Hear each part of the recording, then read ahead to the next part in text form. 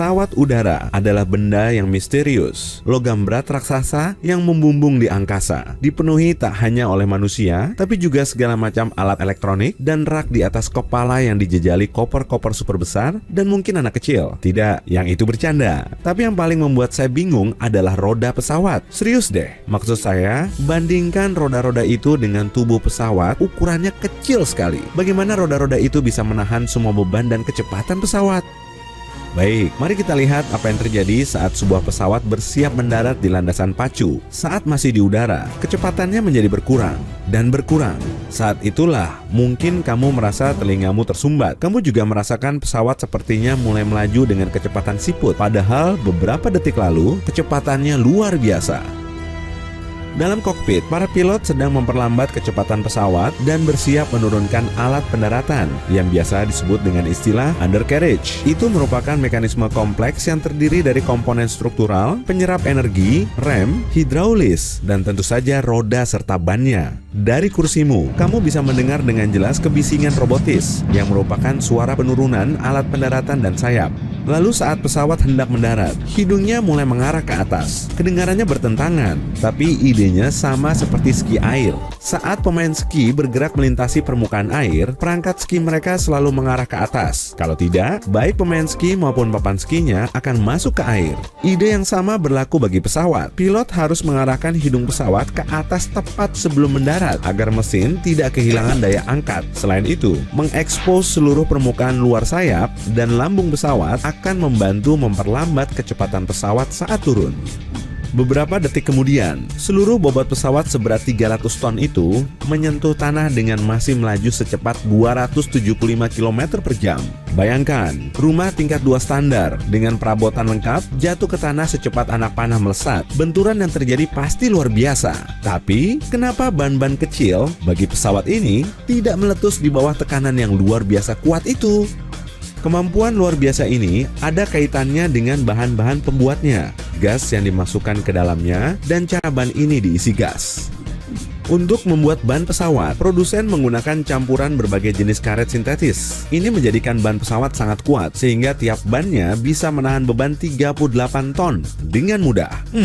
Bukannya tadi kamu bilang totalnya 300 ton? Wah, ingatanmu bagus, benar. Tapi ingat, pada sebuah pesawat jet jumbo bisa terdapat antara 14 sampai 22 ban. Ban-ban ini juga awet. Sebuah pesawat bisa menyentuh tanah sampai 500 kali sebelum ban itu perlu dilapisi dengan lapisan karet baru. Tapi unsur utama yang membuat ban ini sangat kuat adalah serat nilon di bawah tapak ban dan penguat baja aluminium khusus. Lalu ada gas di dalamnya, dan itu bukan oksigen. Pada suhu sangat rendah, oksigen bisa berubah menjadi es tepat di dalam ban. Untuk itu, tentu suhunya harus ekstrim, sekitar minus 217 derajat Celcius. Tapi dalam perjalanan udara, semuanya serba tak pasti. Untuk suhu tinggi, seperti saat pengereman, reaksi antara oksigen dengan karet bisa terjadi. Saat keduanya bercampur, karetnya akan melemah, dan tak seorang pun menginginkan ban pesawat lemah, karena artinya bisa pecah. Itulah sebabnya ban pesawat diisi menggunakan nitrogen. Nitrogen tidak bereaksi dengan karet, menjadikannya pilihan yang lebih aman bagi pesawat. Gas ini juga tidak berembus keluar karet secepat oksigen jika ada kebocoran. Artinya ban yang diisi dengan 95% nitrogen akan tetap terisi jauh lebih lama. Ini adalah kabar bagus karena dengan begitu, roda tak perlu terlalu sering dirawat sehingga menghemat uang maskapai.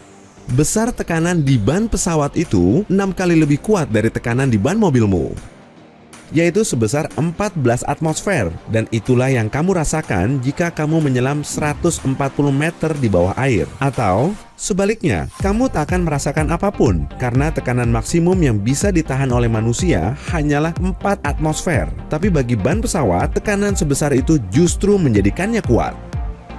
Memompa ban pesawat terlalu banyak sampai meletus sangatlah mustahil.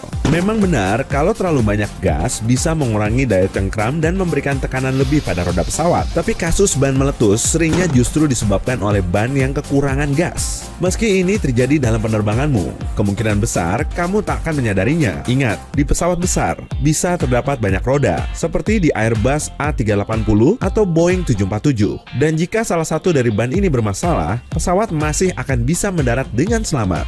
Ada satu alasan lain kenapa ban pesawat harus kuat dan awet. Saat pesawat menyentuh tanah, awalnya ban-bannya tidak berputar, melainkan hanya menggelincir. Dengan kata lain, pesawat menyeret ban-ban itu di sepanjang landasan pacu sampai kecepatannya cukup pelan bagi roda untuk bisa berputar. Kamu biasanya melihat ban-ban berasap setelah menyentuh landasan pacu. Pada saat itu, roda berakselerasi untuk mengejar kecepatan pendaratan.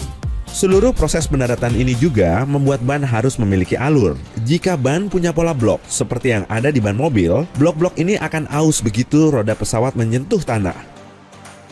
Aus ban yang paling parah terjadi tepat ketika karet langsung terkena landasan pacu. Omong-omong, pernahkah kamu perhatikan betapa kecil dan rampingnya ban pesawat dibandingkan lambung pesawat yang begitu besar? Jangan khawatir, ukuran ban itu sudah sesuai kebutuhan. Ban yang lebih besar tak akan ada artinya karena tak akan membuat pendaratan lebih efektif atau aman. Tapi ban yang besar hanya akan menjadi beban tambahan. Mungkin kamu tahu, kalau makin berat pesawat, makin banyak pula bahan bakar yang dibutuhkan serta makin banyak uang yang dikeluarkan maskapai penerbangan. Jadi, para insinyur berusaha keras untuk membuat roda sekecil mungkin sekaligus seaman mungkin. Setelah diproduksi, ban pesawat selalu diuji. Produsen membuat simulasi komputer yang bisa mengecek bagaimana perilaku ban jika dipaksa bekerja melampaui batas kecepatannya atau terlalu banyak beban. Ban harus mampu menahan tekanan 4 kali lebih kuat daripada seharusnya dan harus mampu bertahan setidaknya selama 3 detik. Ban terkuat tak akan meletus bahkan pada kecepatan pendaratan 463 km per jam. Program komputer yang sama memperhitungkan bagaimana ban akan bereaksi terhadap pendaratan, lepas landas, dan bahkan saat berjalan di darat biasa. Lalu dibuatlah prototipenya. Tapi ban pesawat masih belum sepenuhnya aman dari kemungkinan pecah. Kecelakaan pernah terjadi di masa lalu dan pesawat memang menggelincir dari landasan pacu karena salah satu bannya pecah di tengah proses pendaratan.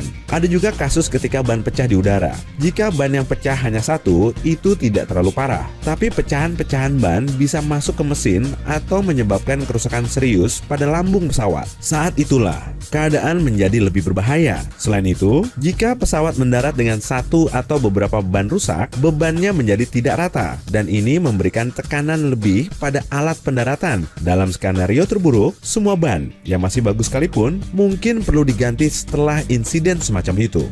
Tak bisa disangkal, roda pesawat itu keren, tapi terkadang masih butuh bantuan tambahan, yaitu saat hydroplaning, peristiwa yang terjadi saat landasan pacu tergenang air, sehingga menghambat pesawat yang sedang mendarat melakukan pengereman dan berhenti pada waktunya. Pesawat akan terus tergelincir ke depan, tak mampu menemukan cengkraman.